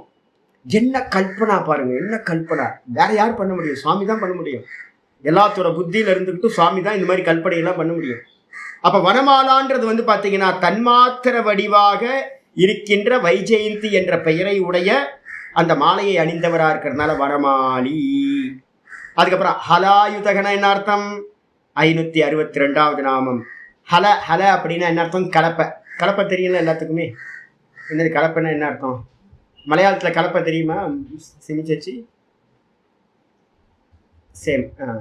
அப்ப பலராமர் வந்து பாத்தீங்கன்னா அந்த ஆயுதத்தை தான் வச்சிருப்பார். இந்த விவசாயிகள்லாம் வந்து பாத்தீங்கன்னா வச்சிருப்பாங்கல்ல, கூரா இருக்கும். மாட்டை வச்சு அதுக்கு மேல ஏறி நின்று இவங்க இது பண்ணாங்கன்னா பூமி எல்லாம் பிளந்துக்கிட்டு போகும். அப்ப பூமியை கல்டிவேட் பண்றது வந்து கலப்பையா இருக்கு. அதை ஆயுதமா வச்சிருக்கிற பரசுராமரோட ரூபத்துல, பரசுராமன்ற இது பலராமரோட ரூபத்துல சுவாமி தான் இருக்கார். அதனால அவருக்கு பேரு ஹலாயுதகர் பேரு. ஹலம் ஆயுதம் அஸ்ய இதி. ஹலத்தை ஆயுதமாக பகவான் வைத்திருக்கிறதுனால பகவானுக்கு பேரு ஹலாயுதகன்னு பேரு. பலபத்திர ஆக்கிருதி ஆச்சாரிய சொல்லிட்டார். பலபத்திரன் அர்த்தம் பலராமரோட வடிவத்துல பாருங்களேன், ஒரே சமயத்துல ட்வின்ஸ் மாதிரி 2 பர்சனாலிட்டி எடுத்திருக்காரு.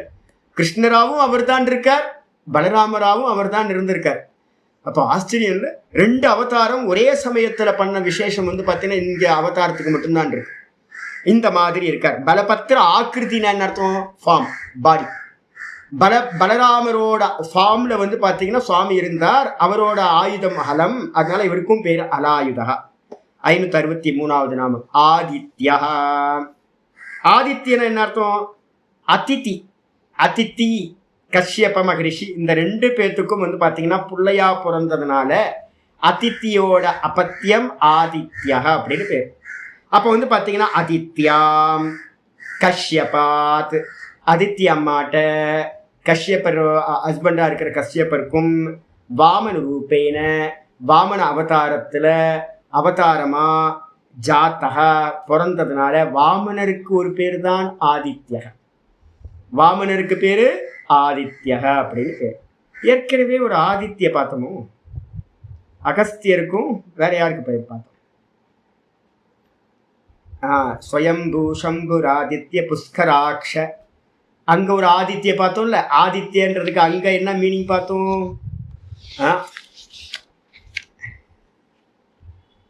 சூரியன். அதுக்கப்புறம் இன்னொருத்தருக்கு யார் பேரு? அகஸ்தியர். அகஸ்தியர் வந்து பார்த்தீங்கன்னா அதித்திக்கு பிறந்தவர் அப்படின்னு பார்த்தோமா? எங்க ஆதித்யக பார்த்துருங்க, எங்க பார்த்தோம்? புஷ்கராட்சோ. இதுக்கு அடுத்தது ஆதித்யகன்றதுக்கு அர்த்தம் வந்து பார்த்தீங்கன்னா வாமன ரூபத்துல பிறந்ததுனால, வாமன ரூபத்துல சுவாமி தான் இருந்ததுனால அவருக்கு பேர் ஆதித்யகன் பேரு. அதித்திக்கும் கஷ்யப்பருக்கும் பிறந்ததுனால. அதுக்கப்புறம் ஜோதிராதித்யகன் பேரு. 564வது நாமம் ஜோதிராதித்யா. ஜோதிராதித்யன் என்ன அர்த்தம்?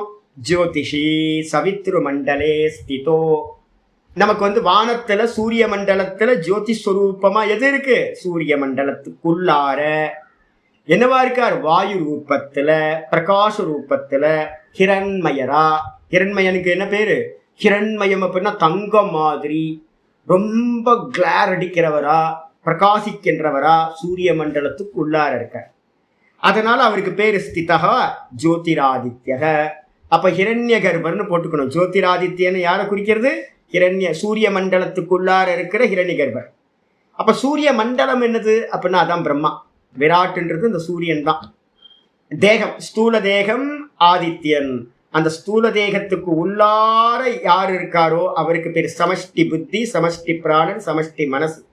இந்த ரூபத்துல சூரிய மண்டலத்துக்குள்ளார இருக்கிற ஹிரண்ய கர்ப்பர் அப்படின்னு எடுத்துக்கணும். அவர் தான் இங்க ஜோதிராதித்யகன்னு சொல்லப்பட்டது. அதுக்கப்புறம் 565வது நாமம் சகிஷ்ணு.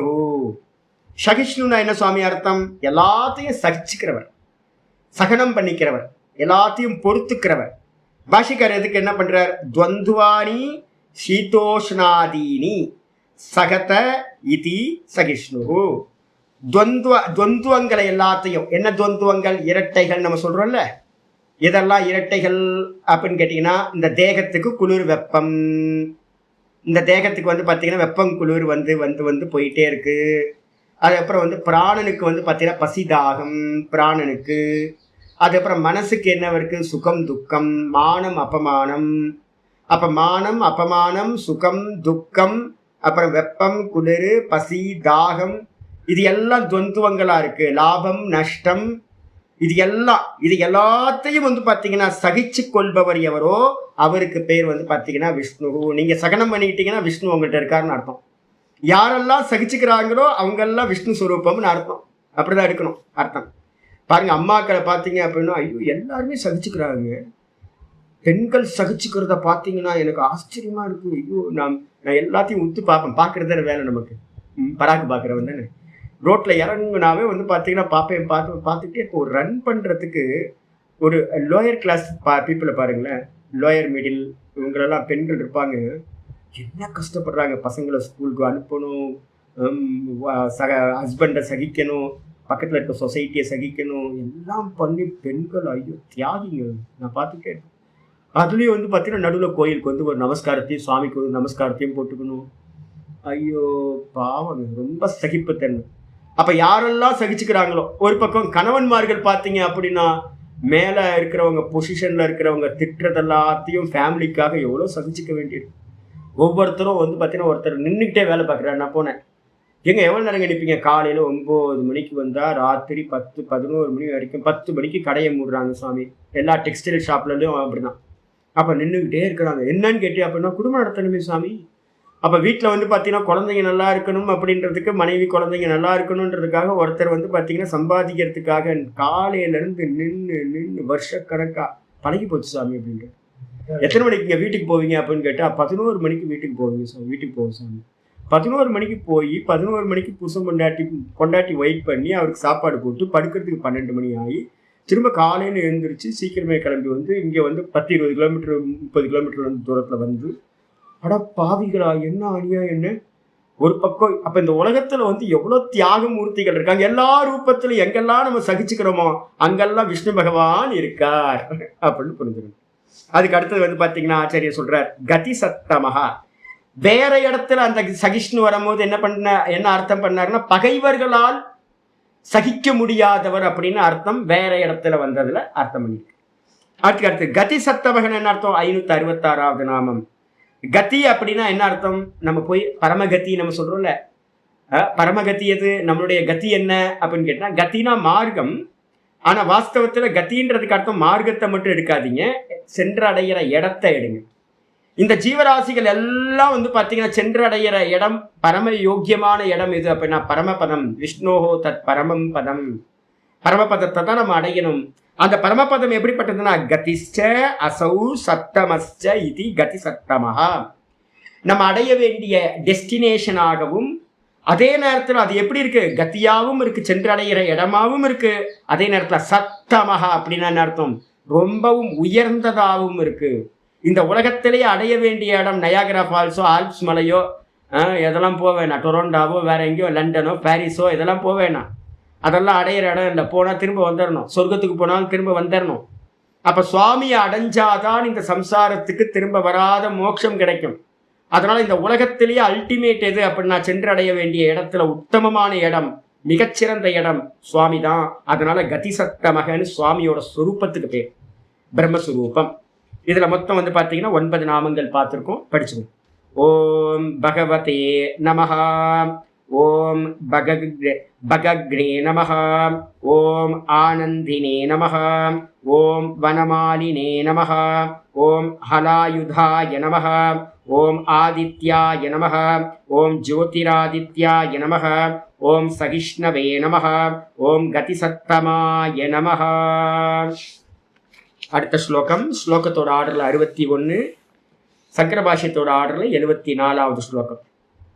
சுதன்வா கண்ட பரசுர் தாருணோ திரவின பிரதஹ திவஸ்பிருக் சர்வதிருக்வியாசோ வாசஸ்பதிரயோ நிஜஹ.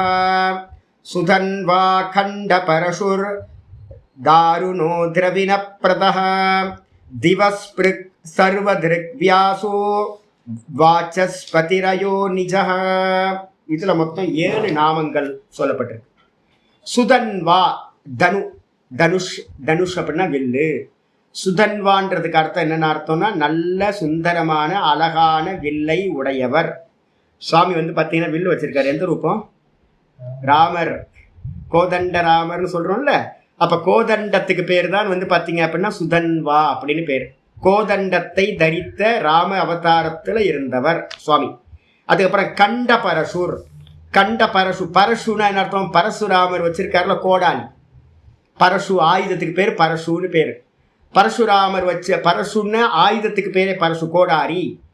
அது என்ன பண்ணும்? விறகை வந்து பார்த்தீங்கன்னா வெட்டினீங்கன்னா 2ஆ புலந்துரும், 2ஆக்கிறோம், கண்டம் பண்ணக்கூடியது. அப்போ வந்து பார்த்தீங்கன்னா கண்ட பரசூர் அப்படின்னா எதிரிகளை துண்டாக்கக்கூடிய பரசுன்ற ஆயுதத்தை உடையவர். பரசுராம அவதாரம். போன இதுல பலராம அவதாரம் சொல்லியாச்சு, இதுல பரசுராமர் அவதாரம், ராம அவதாரம் சொல்லியாச்சு. அதுக்கப்புறம் தாருணோ.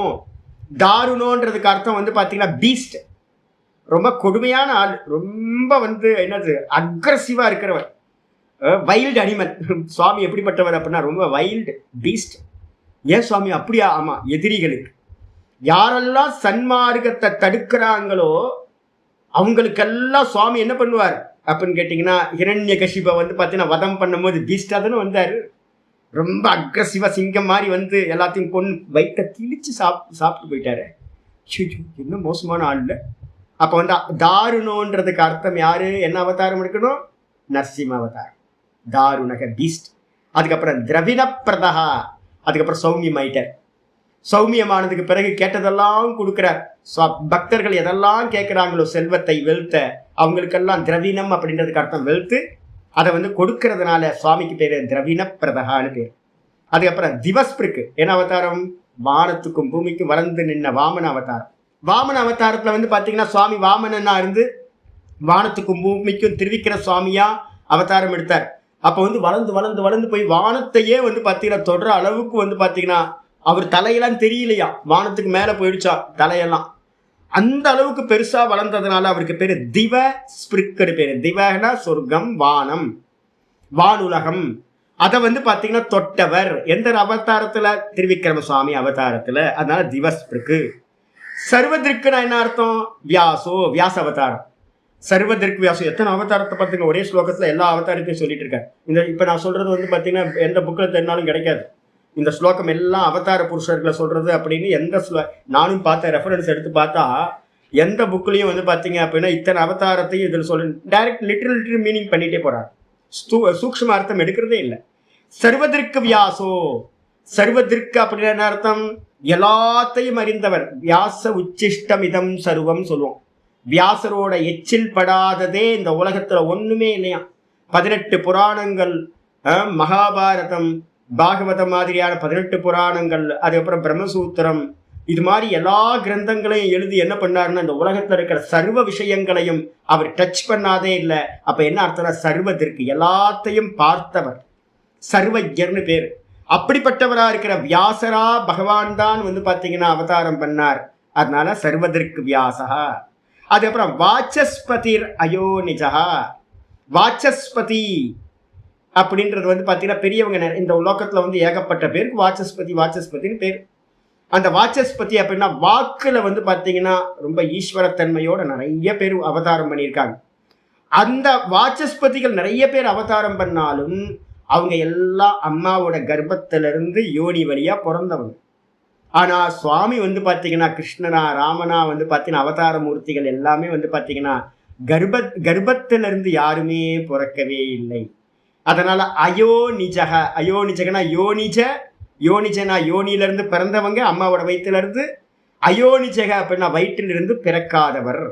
வாச்சஸ்பதியாவும் சொன்னது மாதிரி நடக்கிற வாக்கை உடையவராகவும் அதே நேரத்தில் யோனிய வழியா பறக்காதவராகவும் இருக்கிறவர் சுவாமி. அதனால வாச்சஸ்பதி அயோனிஜக.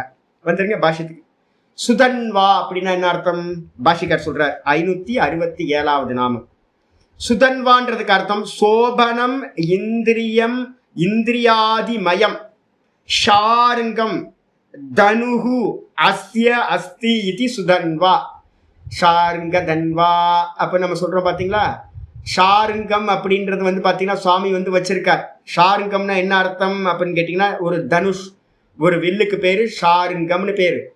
இப்ப வந்துருங்க கதாக்கு சொல்லியாச்சு, சக்கரத்துக்கு சொல்லியாச்சு, அதுக்கப்புறம் வனமாலாக்கு சொல்லியாச்சு. இப்ப வந்து பாத்தீங்கன்னா சுதன்வான்றதுக்கு சொல்லுது. சுதன்வான என்ன அர்த்தம்? சோபனம். சோபனம்னா மங்களம், அழகானது, சுந்தரம். அப்படிப்பட்ட சுந்தரமான இந்திரியாதிமயம் சொல்லிட்டார். இந்திரியங்கள் எல்லா இந்திரியங்களோட மயமா இந்திரிய வடிவத்துல இருக்கக்கூடியது ஷாருங்கம்னு சொல்லக்கூடிய தனுஷ் வில்லு. அப்ப ஷாருங்க தன்வா அப்படின்னா என்ன அர்த்தம்? ஷாருங்க தன்வான்றதுக்கு அர்த்தம் சுதன்வா. ஷாருங்க தன்வான்றதுக்கு அர்த்தம் சுவாமியோட வில்லு வந்து இந்திரியங்களை குறிக்கக்கூடியது. இந்திரியமயமா இருக்கக்கூடிய தனுஷை உடையவர் இவரிடம் இருப்பதால் இவருக்கு பேர் சுதன்வான்னு பேர். சங்கி சக்ரி, அதில் வந்து பார்த்தீங்கன்னா ஷாருங்கம் அப்படின்னு வார்த்தை வரும். அப்போ வந்து பார்த்தீங்கன்னா ஷாருங்க தன்வா கதாதரஹா, அந்த ஷாருங்க தன்வா அப்படின்றதுக்கு அர்த்தம் தான் இந்த இடத்துல இந்திரியமயமான வில்லை உடையவர் அவருக்கு. அதனால அவருக்கு பேர் வந்து சுதன்வா அப்படின்னு பேர். அதுக்கப்புறம் 568வது நாமம் கண்ட பரசு. கண்ட பரசுனா என்ன அர்த்தம் அப்படின்னா, கண்டம்னா எதிரிகளை துண்டாக்குறது. அந்த நம்ம இதுலலாம் விறகு கடையிலலாம் பார்த்தீங்க அப்படின்னா 2 பெரிய விறகு கட்டையை எடுத்து வச்சு அந்த கோடாரியால் ஒரு வெட்டு வெட்டினா அப்படியே பொழந்து போகும். அது மாதிரி வந்து பார்த்தீங்கன்னா பரசுராமர் வந்து பார்த்தீங்கன்னா எதிரிகள் பார்த்தாவே பயப்படுவாங்களாம் பரசுராமரோட அந்த கோடாரியோட ஆயுதத்துக்கு. அதனால வந்து பார்த்தீங்கன்னா எதிரிகளை வந்து பார்த்தீங்கன்னா 2ஆக பிளக்கக்கூடிய பரசுன்ற ஆயுதத்தை உடையதுனால பரசுராமருக்கு பேர் வந்து பார்த்தீங்கன்னா பரசுராமரோட ரூபத்தில் சுவாமி தான் இருந்தார், அதனால கண்ட பரசுன்னு பேர். பாஷ்யத்துக்கு வந்துருங்க. சத்ருநாம், சத்ருக்களை, கண்டானு, கண்டக, பரசுகசிய, கண்டநாத், சத்துருக்களை எல்லாத்தையும் துண்டு பண்ணதுனால, வெட்டி வெட்டி தூக்கி போட்டதுனால கண்டக பரசுகு அஸ்ய, இவருக்கு பேர் வந்து பார்த்தீங்கன்னா கண்ட பரசுன்னு பேரு. யாரு அப்படின்னு கேட்டீங்கன்னா ஜாமதக்னி ஆக்கிருத்தேகே இது கண்ட பரசு. ஜமதக்னி முனிவருக்கும், அதுக்கப்புறம் என்ன அம்பாள் பேர் என்னது, ரேணுகா தேவிக்கும். இங்கே எங்கேயாவது திருவண்ணாமலைக்கு வந்தீங்கன்னா வந்தோன்னா வேகமாக பார்த்துட்டு வேகமாக போகிறது, தண்ணியை காலில் கொட்டிட்டு வர்றது. வரும்போதே வந்து ஒரு க்ஷேத்திரத்துக்கு வரோம் அப்படின்னா என்ன புண்ணாக்கு நமக்கு வந்து என்ன சாதிக்க போகிறோன்னு தெரியல. ஒரு க்ஷேத்திரத்துக்கு வந்தோம் அப்படின்னா எல்லாத்துக்கும் டைம் கொடுக்குறோம், சாமிக்கு டைம் கொடுக்கவே மாட்டேன்றோம். வேகமாக வர்றது, அப்புறம் வேகமாக ஓடி போயிடுறது. சுற்றி என்ன இருக்குது, என்னென்ன கோயில்கள் இருக்குது, எத்தனை வாட்டி வந்து பார்த்தீங்க அப்படின்னா வந்திருக்கீங்க. கவிதாமா நீங்கள் போயிருக்கீங்களா? அடிக்கடி வரீங்கல்ல நீங்கள் திருவண்ணாமலைக்கு. இங்கே கவிதாமா எங்க ஆளை காணுங்க. நிறைய பேர் வராங்க, அடிக்கடி வராங்க. திருவண்ணாமலைக்கு வரவங்க நிறைய பேர் இருக்காங்க. ஆனால் வந்து பார்த்தீங்க அப்படின்னா பக்கத்தில் வந்து படவேடு அப்படின்னு ஒரு முக்கியமான இடம் இருக்குது. படவேடு அப்படின்னு பேர். கேள்வி என்ன பேர்? படை வீடு அப்படின்னு பேர். திருவண்ணாமலையிலேருந்து வேலூர் போகிறதுக்கு நடுவில் திருவண்ணாமலையிலேருந்து 35வது கிலோமீட்டரில் 35-40 கிலோமீட்டர் போனீங்கன்னா ஒரு போலூருக்கு அடுத்து என்னன்னா ஒரு பெரிய க்ஷேத்திரம் இருக்குது. என்ன க்ஷேத்திரம்னா 9 கோயில் இருக்குது அந்த இடத்துல. நம்ம கேசவபாரதிஜிக்கெலாம் நல்லா தெரியும், கோயிலை பற்றி நிறைய ஒரு புக்கே போட்டிருக்காரு அவர் போஸ்டிங்கில் இருக்கும்போது. அங்கே வந்து பார்த்தீங்க அப்படின்னா அந்த இடத்துக்கு பேர் ஒரு வேலி. அது அந்த வேலியில் வந்து பார்த்தீங்க அப்படின்னா ரேணுகா தேவிக்கு வந்து பார்த்தீங்கன்னா ஒரு கோயில் இருக்குது, படவேடு ரேணுகாம்பாள் அப்படின்னு. அந்த இடம் தான் பரசுராமர் வந்து பார்த்தீங்கன்னா அப்பா சொல்கிறார், உன்னோட அம்மா தலையை வெட்டி எடுத்துரு அப்படின்னோடனே அம்மாவோட தலையை வந்து பார்த்தீங்கன்னா வெட்டி தனியாக ஆக்கிடுறார். கருமாறி உருமாறி, அதுக்கு பேரே அதுதான். என்ன ஆயிடுச்சு அப்படின்னு கேட்டிங்கன்னா உருமாறி வந்து சாமியோட அம்பா வந்து பார்த்தீங்கன்னா சிலை தான், அந்த தலை மட்டும்தான் இருக்கும், தலை மட்டும்தான் இருக்கும், வேற எதுவும் இல்லை. அந்த க்ஷேத்திரம் ரொம்ப விசேஷமான க்ஷேத்திரம். சுவாமி சங்கரர் வந்து பார்த்தீங்கன்னா அங்கே வந்து ஸ்ரீசக்கரை பிரதிஷ்டா பண்ணியிருக்கார். யாராவது வந்தீங்க அப்படின்னா திருவண்ணாமலைக்கு வந்துட்டு ஒரு 2-3 நாள் தங்கி இந்த பக்கம் திருவிக்கிரம சுவாமி திருக்கோவிலூர் போய் பார்க்கணும், ஆதி திருவரங்கம் போய் பார்க்கணும், இந்த பக்கம் வந்து பார்த்தீங்கன்னா படவேடுக்கு போய் இந்த க்ஷேத்திரங்கள் எல்லாம் பார்த்துட்டு வரணும். முக்கியமான க்ஷேத்திரம் பரசுராம க்ஷேத்திரம்னே பேர், அது பேர். அதனால வந்து பார்த்தீங்கன்னா அதுக்கெல்லாம் போகணும். இது வந்து பார்த்தீங்கன்னா ஜாமதக்னின்னு பேர். ஜமதக்னி முனிவரோட புள்ளைக்கு பேர் ஜாமதக்னி. ஜமதக்னியோட புள்ளைக்கு பேர் ஜாமதக்னி. அந்த ஜாமதக்னிக்கும் ரேணுகாதேவிக்கும் பிறந்தவருக்கு பேரு யாரு? பரசுராமர். அந்த பரசுராமருக்கோட ஆக்கிருத்தேகே, அவரோட ஃபார்ம்ல, அவரோட வடிவத்துல, அவரோட ரூபத்துல சுவாமி தான் இருந்தார். அதனால அவருக்கு பேர் வந்து கண்ட பரசு அப்படின்னு பேர். அகண்டக பரசுரி அஸ்ய இதிவா, அகண்ட பரசு வேற ஒரு மீனிங் எடுக்கலாம். கண்டவை வந்து பார்த்தீங்கன்னா நம்ம அங்கே ஸ்லோகத்தில் பிரிக்கும் போதே சுதன்வா கண்ட பரசு, அந்த சுதன்வான்னு தீர்க்கத்தை எடுத்தீங்கன்னா அங்கே ஒரு ஆ மறைஞ்சிருக்க மாதிரி, ஒரு ஆவ சைலண்ட்ல இருக்கிற மாதிரி எடுத்துக்கிட்டிங்கன்னா அகண்ட பரசுன்னு எடுக்கலாம். அகண்ட பரசுன்னு எடுத்தீங்க அப்படின்னா என்ன அர்த்தம்? துண்டுபடாத, கண்டமில்லாத துண்டுபடாத பரசுவை கோடாரியை உடையவுடன் அர்த்தம். துண்டுபடாதன்னு அர்த்தம் அவரோட பிரேக்கே ஆகாத பரசு. அவருடைய ஆயுதம் என்னைக்குமே பிரேக்கே ஆகலை, யாராலையும் அவரை ஜெயம் பண்ணப்படலை. அதனால வந்து பார்த்தீங்கன்னா அவருடைய ஆயுதத்துக்கு பேரு அகண்ட பரசுன்னு பேர், சுவாமிக்கு பேரும் ஆயிடுச்சு. அப்புறம் 569வது நாமம் தாருணஹா. தாருணகன என்ன அர்த்தம் சுவாமி அப்படின்னா பீஸ்ட் டைரக்டா எழுதிக்கலாம். ரொம்ப கொடுமையானவர், கடுமையானவர், ஒரு விலங்கு மாதிரி, ஒரு சிங்கம் புலி மாதிரி. எப்படி சுவாமி சொல்றீங்க அப்படின்னு கேட்டா சன்மார்க்க விரோதினாம். யாரெல்லாம் வந்து பாத்தீங்கன்னா நம்ம அதான் தான் சொல்லுவேன், நீங்க வந்து பாத்தீங்கன்னா தடை இல்லாம போங்க, சாமி பார்த்துப்பார், சாமி பார்த்துப்பாருன்னு போங்க. பெரிய ஆட்களுக்கு எல்லாத்துக்கும் வந்து பாத்தீங்கன்னா எவ்வளவோ தடைகள்லாம் வந்துச்சு மார்க்கத்துல. சுவாமி தான் கூட இருந்து எல்லாத்தையும் வந்து பாத்தீங்கன்னா அந்த ரட்சணம் பண்ணார், பாதுகாத்து கொடுத்தார். அதனால ஐயோ நம்ம இங்க போனா என்ன ஆகும், அங்க போனா என்ன ஆகும் அப்படின்னு பயப்படாதீங்க. சாமி பார்த்துப்பாருன்னு தைரியமா போங்க, சாமி வருவார், கூடயே வருவார். நம்ம உபாசனை டெய்லி நல்லா பண்ணிக்கிட்டு இருக்கோம் அப்படின்னா, உபாசகர்களுக்கு டெய்லி 1 மணி நேரம் 2 மணி நேரம் நம்ம சுவாமிக்காக கொடுக்குறோம் அப்படின்னா, சுவாமி உங்களுக்கு பின்னாடியே வருவார். அப்புறம் மெதுவா என்ன பண்ணுவார் அப்படின்னா, பின்னாடியே வந்துகிட்டு இருந்தவர் முன்னாடி போய் வழிகாட்ட ஆரம்பிச்சிருவார். முன்னாடி ரெட் கார்பெட் போட்டுக்கிட்டே போவார். எதிரிகள் யாரு வந்தாலும் துவம்சம் பண்ணுவார். போங்கடா, என் பக்தனை வந்து டச் பண்ணக்கூடாது அப்படின்னு. அது எப்படி பண்ணுவார் அப்படின்னு கேட்டீங்கன்னா, ஹிரண்யகசிபுவை வந்து பாத்தீங்கன்னா நரசிம்ம அவதாரம் எடுத்து கொன்ன மாதிரி வந்து பாத்தீங்கன்னா பீஸ்டா மாறிடுவார். ரொம்ப அக்ரஸிவா இருந்துட்டு என் பக்தனை தொடுறியா, உன்னை நான் நாசம் பண்ணுவேன் அப்படின்னு எதிரி ஆயிடுவார். அதனால்தான் சொல்லுது சன்மார்க்க விரோதி. நாம் சன்மார்க்கத்துல யாரெல்லாம் விரோதிகளா இருக்காங்களோ அவங்களுக்கெல்லாம் தாருணத்வாத், ரொம்ப கடுமையானவரா கொடுமையானவரா பகவான் இருக்கிறதுனால பகவானுக்கு பேரு தாருணகான்னு பேர். அதுக்கப்புறம் 570 திரவிணப்பிரதா. திரவிணம்ன்ற சப்தம் எங்கேயோ படிச்சிருக்கோம்ல. त्वमेव माता च पिता त्वमेव त्वमेव बन्धुश्चका त्वमेव त्वमेव द्रविणம் அப்படின்னு ஒரு இந்த திரவிணம் त्वमेव. திரவிணம்னா என்ன அர்த்தம்னா வெல்த்னு அர்த்தம், ஐஸ்வர்யம். சுவாமி நீதான் என்னுடைய வெல்த் எல்லாம், நீ கொடுத்ததுன்னு வெல்த் எல்லாம். இந்த தேகம் நீ கொடுத்தது, மனசு நீ கொடுத்தது, இதை வச்சு சம்பாதிச்சது எல்லாம் இந்த சக்தியா பிராணசக்தியா இருந்துதான் எல்லாத்தையும் சம்பாதிச்சேன். அப்ப என்னுடைய வெல்த் எல்லாம் சுவாமி தான், சுவாமி தான் கொடுத்தார். சுவாமி அந்நியமா வேற யாரும் கொடுக்கல. அதனால வந்து பாத்தீங்கன்னா திரவிணப்பிரதக அப்படின்னா என்ன அர்த்தம், பக்தர்களுக்கு வந்து பாத்தீங்க அப்படின்னா வேணுங்கிற வெல்த்தை வந்து பாத்தீங்கன்னா கொடுக்கறதுனால சுவாமிக்கு பேரு திரவிண பிரதகான்னு பேர். பிரகிருஷ்ட ரூபேன ததாதி.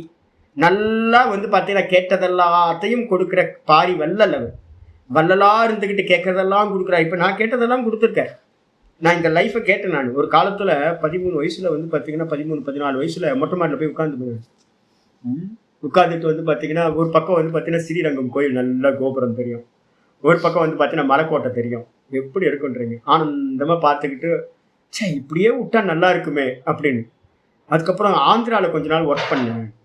ஆந்திராவுக்கு வந்து டூர் தான், ஒரே டூர்ல தான், யாத்திரை தான் பண்ணிக்கிட்டே இருக்கிறது. எனக்கு மலையை பார்த்தாவே ஒரு போய் கட்டி பிடிச்சிக்கணும்னு போல தோணும். எந்த மலையை பார்த்தாலும் கட்டி பிடிச்சிக்கணும்னு தோணும். சரி எங்கேயாவது மலையில இருந்துக்கலாம் நல்லா இருக்கும்ல அப்படின்னு. இப்போ நான் தனியா இருந்தா நல்லா இருக்கும் அப்படின்னு கேட்டது, தனியா எல்லாத்தையும் விட்டுட்டு தனியா போயிடும். பகவான் 13-14 வயசுல கேட்டது எல்லாத்தையும் எனக்கு அப்படியே கொடுத்தாரு. இமயமலையில போய் கட்டி பிடிச்சிக்கோ அப்படின்னு. கீழே பூமியை கட்டி பிடிச்சிருவேன் இங்க டிராவல் பண்ணும் போதெல்லாம். மலையை கட்டி பிடிச்சிக்கோ, ஆத்துல கங்கால நல்லா குளி, தனியா தானே இருக்கணும், தனியாவே இருந்துக்கோ, குழந்தை குட்டி இல்லாம எந்த பந்தமும் இல்லாம இரு, தனியா இரு, நீ தானே கேட்ட அப்படின்னு. இப்ப மலையை பக்கத்துல இருக்கணும்னு டெய்லி திருவண்ணாமலையை பார்க்கும் போதெல்லாம் எனக்கு கட்டி பிடிச்சிக்கணும்னு போல தோணும். சுவாமியை சிவலிங்கத்தை கட்டி பிடிச்சிட்டு இருக்க மாதிரி. அப்ப வந்து பாத்தீங்க, அப்ப நான் கேட்டதெல்லாம் கொடுக்குறார். நீங்க எதெல்லாம் கேட்குறீங்களோ அதெல்லாத்தையும் கொடுக்குறவர். வெல்த் கேட்டீங்கன்னா வெல்த் கொடுக்குறார், ஞான வெல்த்தை கேட்டோம் அப்படின்னா ஞான வெல்த்தையும் கொடுக்குறார். அப்ப திரவிண பிரதக, சுவாமிக்கு பேரு திரவிண பிரதக. திரவிணம் ஆச்சாரிய சொல்றார், வாஞ்சிதம் பக்தேபியா, வாஞ்சிதம் திரவிணம். நம்ம விருப்பப்பட்ட எல்லா தனங்களையும் வெல்த்தையும் வந்து பாத்தீங்க அப்படின்னா பக்தர்களுக்கு வந்து பாத்தீங்கன்னா பிரதாதி இதி, பிரததாதி இதி, நன்றாக கொடுப்பவரா இருக்கிறதுனால பகவானுக்கு பேரு திரவிண பிரதகான்னு பேரு. எதை வேணாலும் கேளுங்க, ஆனா பேமெண்ட் நீங்க தான் கொடுக்கணும். கேட்டதெல்லாம் கொடுத்துருவார். நீங்களாம் போன ஜென்மத்துல கேட்டீங்க, எனக்கு 2 குழந்தை வேணும், ததாஸ்துன்னு கொடுத்துட்டாரு. இவங்க வந்து பாத்தீங்கன்னா 2-3 பேர் இருக்காங்க, குழந்தையே இல்லாம. நீங்க தான் போன ஜென்மத்துல என்ன தெரியுங்களா உங்களுக்கு சிமிச்சேச்சு, உங்களுக்கு வந்து பாத்தீங்கன்னா 12 குழந்தை உங்களுக்கு போன ஜென்மத்துல. மாத்தங்கி உங்களுக்கு வந்து பாத்தீங்கன்னா 12 குழந்தை இருந்துச்சு. ஒன்னு காலை பிடிச்சி இழுத்துச்சு, ஒன்னு கையை பிடிச்சி இழுத்துச்சு, ஒவ்வொன்னு பக்கம் தலையை பிடிச்சி முடியை பிடிச்சி இழுக்கும். ஐயோ இந்த குழந்தைங்களோட 12 குழந்தைங்க, சுவாமி எனக்கு குழந்தையே வேணாம் அப்படின்னு நீங்க கேட்டிருப்பீங்க. ததாஸ்து, நிம்மதியா குழந்தை இல்லாம இருன்னு கொடுத்துட்டார். சுவாமி வந்து நம்ம கேட்டது தான் கொடுக்குறார். நான் சன்னியாசி ஆகணும்னு ஒவ்வொரு ஜென்மத்திலும் இப்போ என்கிட்ட ஒருத்தர் பக்தர் வருவார், சுவாமி அனுகிரகம் பண்ணுங்க சுவாமி, உங்களை மாதிரியே நானும் ஆகணும், ததாஸ்து, அடுத்த ஜென்மத்தில் உனக்கு ஒன்றும் இருக்காது, சன்னியாசி ஆயிடுவேன். அப்போ நம்ம கேட்டது எல்லாத்தையும் கொடுக்கக்கூடிய சாமர்த்தியம் உடையவர் பகவான். அதனால திரவிண பிரதக அப்படின்னு பேர். அதுக்கப்புறம் 571வது நாமம் திவஸ்பிருக்கு. திவஸ்பிருக்குன்னா என்ன அர்த்தம் அப்படின்னு கேட்டீங்கன்னா, திவஹா ஸ்பர்ஷனாத் திவஸ்பிருக்கு. திவஹ அப்படின்றதுக்கு அர்த்தம் ஆகாசத்துக்கு பேரும் திவஹா, அதுக்கப்புறம் சொர்க்கத்துக்கு பேரும் திவஹா. வாமன அவதாரத்துல இருந்து வந்து பாத்தீங்கன்னா எடுத்து திருவிக்கிரம சுவாமியா வானத்துக்கும் பூமிக்கும் ஆகும்போது 3 அடி எடுத்து வச்சு என்ன பண்ணாரு, பூர் புவ ஸ்வ 3 லோகத்தையும் அளந்துட்டார். அப்ப 3 லோகத்தை அளந்ததுனால பெரிய உருவம், கையிலேயே வந்து பார்த்தீங்கன்னா ஆகாசத்தையும் சொர்க்கத்தையும் கையில டச் பண்ற அளவுக்கு வளர்ந்து நின்னதுனால, திவகன்னு சொல்லக்கூடிய சொர்க்கத்தை ஆகாசத்தை டச் பண்ணதுனால அவருக்கு பேர் வந்து திவஸ்பிருக் அப்படின்னு பேர். வாமன அவதாரம், திருவிக்கிரம சுவாமி அவதாரம். அதுக்கப்புறம் சர்வதிற்கு வியாசக 572வது நாமம். சர்வதிற்கு வியாசகன் என்ன அர்த்தம், ஆச்சாரியார் கொஞ்சம் பெரிய வியாக்கியானம் பண்றார். சர்வதிற்கு அப்படின்னா என்ன அர்த்தம், சர்வதிருஷாம் சர்வ ஞானானாம். சர்வதிற்குன்றதுக்கு அர்த்தம் எல்லா ஞானங்களையும், எல்லா திருக்குன்னு அர்த்தம் பார்வைன்னு அர்த்தம், எல்லாத்தையும் பார்க்கிறது. அப்ப என்ன அர்த்தம், எல்லாத்த பத்தியும் ஞானம் இருக்குன்னு அர்த்தம். சுவாமி வந்து பாத்தீங்கன்னா யார், வியாசருக்கு வந்து பாத்தீங்கன்னா சர்வஜ்ஞகான்னு பேர். அவருக்கு தெரியாதது இந்த கிரியேஷன்ல வந்து பாத்தீங்கன்னா ஒன்றுமே இல்லையாம், எல்லாத்தையும் அறிந்தவர் வியாசர். அதனால அவருக்கு பேரு சர்வதிற்குன்னு பேரு. அதனால்தான் சர்வ ஞானானாம், எல்லா ஞானங்களையும் அவர் என்ன பண்ணார், விஸ்தார கிருத்து, விஸ்தாரமா என்ன பண்ணினார் அப்படின்னா மகாபாரதத்திலையும் அதே மாதிரி 18 புராணங்கள்லையும், அதுக்கப்புறம் ஒன் மேன் ஜட்ஜ்மெண்டா சனாதன தர்மத்துக்கு பிரம்மசூத்திரத்தையும் எல்லாத்தையும் பண்ணி முடிச்சுட்டார். ஐயோ என்ன ஆனந்தம், எவ்வளோ அவருக்கு தெரியாத விஷயமே இல்லை. அப்ப அதனால வந்து பாத்தீங்கன்னா எல்லாத்தையும் விஸ்தாரமா கிரந்தங்கள்ல வந்து பாத்தீங்கன்னா செஞ்சு வச்சதுனால வியாசக சர்வதிற்கு வியாசகர் பேர். வியாசருக்கு பேரு சர்வதிற்கு வியாசகன்னு சுவாமிக்கு பேர். வியாச ரூபத்துல யார் இருந்தா, வியாசாய விஷ்ணு ரூபாய வியாசரூபாய விஷ்ணவே, வியாச ரூபத்துல பகவான் இருந்ததுனால சர்வதிற்கு வியாசகன் பேர். அத்தவா அல்லது வேற ஒரு மீனிங் எடுக்கிறார், சர்வாச்ச சா திருக்குச்ச இது. சர்வதிற்கு சுவாமி எப்படிப்பட்டவரா இருக்கார் அப்படின்னா எல்லாமாவும் இருக்கார். தங்கம் தானே ஆபரணம் எல்லாமாச்சு. அப்ப தங்கத்துக்கு வந்து பாத்தீங்கன்னா அதே மாதிரி சுவாமி தான், கான்சியஸ்னஸா இருக்கிற சுவாமி தான் இந்த லோகத்தில் இருக்கிற சர்வமா ஆனார். நான் பலவாக ஆவேன் சங்கல்பம் தானே பண்ணார். அகம் பகுஸ்யாம் பிரஜா ஏதி, நான் எல்லாமா ஆவேன் அப்படின்னு அவர் எல்லாமே ஆயிட்டார். அப்ப சர்வமாவும் அதே நேரத்துல கான்சியஸ்னஸா இருந்து எல்லாத்துலயும் திரஷ்டாவா இருந்து பார்க்கறதுனாலையும் அவர்தான் எல்லாமா ஆனார். எல்லாத்தையும் பார்க்கிறவராகவும் அவர்தான் இருக்கார். சர்வமாகவும் திருக்குன்னு சொல்லக்கூடிய பார்ப்பவராகவும், க்ஷேத்திரஜம் சாபிமதி சர்வக்ஷேத்திரேஷு பாரத படிச்சுட்டு இருக்கோம்ல, எல்லா தேகங்களிலையும் பார்ப்பவனாக பகவான் தான் இருக்கார். திரஷ்டா ஏகோ திரஷ்டா சர்வபூதேஷு கூட்டா, எல்லா தேகங்கள்லையும் ஒரே திரஷ்டா சுவாமி தான். அப்ப சர்வம் மாயையினாலதான் அவர் வந்து பாத்தீங்கன்னா சர்வமா ஆனார். சொப்பனத்துல நம்ம எப்படி இருக்கோம், இந்த லட்சணம் பொருந்துதா பாருங்க. சொப்பனத்துல நீங்க மட்டும்தானே போனீங்க, உள்ள போனோன்னு நீங்க தான் வந்து பாத்தீங்கன்னா சொப்பனத்துல இருக்க எல்லா கேரக்டராகவும் நீங்க தான் ஆனீங்க. அங்க இருக்க தேசமும் நீங்க தான், அங்க இருக்க காலமும் நீங்க தான், அங்க இருக்கிற மேட்டரும் நீங்க தான், எல்லா கேரக்டரும் நீங்க தான். அதை பார்த்தது யாரு, நான் தான். அப்ப என்ன அர்த்தம்னு கேட்டீங்கன்னா அந்த 2 விபாகம் ஆயிருக்கு. ஒரு விபாகம் மேட்டராகவும் ஆச்சு, இன்னொரு விபாகம் வந்து பாத்தீங்கன்னா அதை பார்க்கிறதாவும் ஆச்சு. அப்ப சுவாமி எப்படி இருக்காரு அப்படின்னு கேட்டீங்கன்னா இந்த லோகத்துல இருக்கிற சர்வமா சுவாமி தான் ஆனார். இந்த சர்வத்தையும் பார்க்கிறவராகவும் சுவாமி தான் இருக்கார், திருக்கா. அதனால அவருக்கு பேரு சர்வ திருக்கு அப்படின்னு பேரு. சர்வ திருக்கு என்னது, சுவாமிக்கு என்ன ஃபார்ம், சுவாமி என்ன ஃபார்ம், என்ன சூத்திரம் சொல்லியிருக்கு யோக சூத்திரத்துல திரஷ்டாக்கு, திரஷ்டா திருஷி மாத்திரஹா, ஞாபகத்துக்கு வரணும். திரஷ்டா திருஷி மாத்திரக. திரஷ்டான என்ன அர்த்தம்னா 13வது ஸ்லோகத்துல வரப்போகுது, 13வது சாப்டர் இப்ப பார்த்துட்டு இருக்குல்ல, அதுல வரப்போகுது பின்னாடி. சுவாமி எப்படிப்பட்டவர் அப்படின்னா, திரஷ்டாவோட சொரூபம் என்னன்னா வெறும் சைத்தன்யம், ஞானம், பார்வை, பார்த்தல் இல்ல, பார்ப்பவன் கூட நம்ம ஏத்தி பார்க்கிறோம். வாஸ்தவத்துல சுவாமி எப்படிப்பட்டவர் அப்படின்னா வெறும் பார்வை மாற்றம், வெறும் ஞானம், வெறும் ஞானம், கான்சியஸ்னஸ் மட்டும்தான். அப்ப அதான் இங்க சொல்லுது சர்வாகாரம். அப்ப திரஷ்டா திருஷி மாத்திரக. அப்ப சுவாமி எப்படி இருக்காரு அப்படின்னா ஞான ஆகாரம், சர்வாகாரம், ஞானம், எல்லா ஃபார்மாவும் இருக்கிற ஞான ஸ்வரூபம் தான் சுவாமி. சுவாமி வந்து ஞான ஸ்வரூபி, சைத்தன்ய மாத்திரம் தான் சுவாமியோட ஸ்வரூபம். அதனால வந்து பாத்தீங்கன்னா சர்வ திருக்கா சுவாமி தான் இருக்கார். சர்வசிய திருஷ்டித்வாத்வா சர்வதிருக். எல்லாத்தையும் பார்க்கிறதுனாலையும் சுவாமிக்கு பேரு சர்வதிருக்குன்னு பேர். எல்லாத்தையும் பார்க்கிறார், எல்லாமா இருந்து எல்லாத்தையும் பார்க்கிறார்.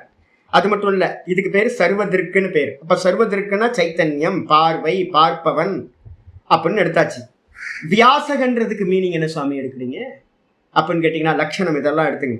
ரிக்வேதாதி விபாகேன, 4 வேதங்களையும், வேதோ அனந்தாவை வேதாகான்னு ஒரு நியம இது இருக்கு, லட்சணம் இருக்கு. வேதங்கள் வந்து பார்த்தீங்கன்னா கவுண்ட்லெஸ்ஸான மந்திரங்கள், கவுண்ட்லெஸ். வேதம் வந்து பார்த்தீங்கன்னா அனந்தம், அன்லிமிட்டட். அப்போ அனந்தமா இருக்கிற வேதத்தை வந்து பார்த்தீங்கன்னா என்ன பண்றாரு வியாசர் வந்து பார்த்தீங்கன்னா 4 வேதங்களா விபாகம் பண்றார். எப்படி ஆச்சாரிய சொல்றார், ரிக்வேதாதி விபாகேன, ரிக்வேதம் முதலிய விபாகத்து மூலமா சதுர்தா வேதா வியஸ்தாக கிருதாக. என்ன பண்ணார் அப்படின்னா அனந்த வேதங்களை வந்து பார்த்தீங்கன்னா விபாகம் பண்ணி 4 வேதங்களா பிரிச்சு கொடுத்ததுனால, வியஸ்தா கிருதாக, பிரிச்சு கொடுத்ததுனால அவருக்கு பேரு வியாசகன்னு பேரு. பிரித்து கொடுக்கறதுக்கு பேரு வியாசன்னு பேரு. வியாசகன்னா என்ன அர்த்தம் தெரியுங்களா? கஷாப்பு கடைக்காரன்னு அர்த்தம். கஷாப்பு கடைக்காரன் என்ன, நான் போகும்போது பார்ப்பேன், தூரத்தில் பக்கத்தில் போனால் ஸ்மெல் வரும், ரோட்டில் போகும்போதே பார்த்துட்டு இருவேன். என்ன அந்த கறிக்காரன் என்ன பண்ணுவான், மட்டன் ஸ்டால்காரன் என்ன பண்ணுவான் அப்படின்னு. அவன் என்ன பண்ணுறான் அப்படின்னு கேட்டிங்கன்னா ஒரு பீஸை எடுத்து வச்சு டம் டம் டம் டம்னு வெட்டி, எனக்கு தலை வேணும் தலை எடுத்துக்கோ, எனக்கு வால் வேணும் வால் எடுத்துக்கோ, எனக்கு கிட்னி வேணும் கிட்னி எடுத்துக்கோன்னு எல்லாத்துக்கும் தனித்தனியாக பிரித்து எப்படி கசாப்பு கடைக்காரன் பண்ணுறானோ, கசாப்பு கடைக்காரனுக்கு பேர் தான் வியாசகன்னு பேர். பிரித்து கொடுக்கறது. அதே மாதிரி சுவாமி என்ன பண்ணார் அப்படின்னா மீன் கடைக்காரன். சுவாமி வந்து மீனவ குடும்பம் தானே, அதனால வந்து பார்த்தீங்கன்னா மீன் கடைக்காரையும் அதான். நான் வந்து வீடியோலாம் பார்ப்பேன். இந்த வீடியோ இந்த இதுக்கு பக்கத்தில் சென்னையில் வந்து பார்த்தீங்கன்னா பெரிய ஹார்பர் பக்கத்தில் ஒரு மார்க்கெட் இருக்குல்ல, அதெல்லாம் பார்த்தீங்கன்னா அதுக்குன்னே ஒரு ஆட்கள்லாம் இருக்காங்க. நான் நினச்சேன் மீன் எல்லாம் அவங்களே வீட்டிலே பண்ணிப்பாங்க அப்படின்னு. அங்கே பார்த்தா தான் தெரியுது எல்லா கடையிலையும் எப்படி மட்டன் ஷாப்பில் ஆள் இருப்பாங்களோ அதே மாதிரி மீன் ஷாப்பில் மீனை வெட்டி கொடுக்குற ஆள் இங்கே இருக்கா, எனக்கு தெரியாது தான். அப்போ மீன் வெட்டி கொடுக்குற அவங்களுக்கு பேர் தான் வியாசகன்னு பேர். வியாசகன்னு என்ன அர்த்தம்? பகுத்து கொடுப்பவர்.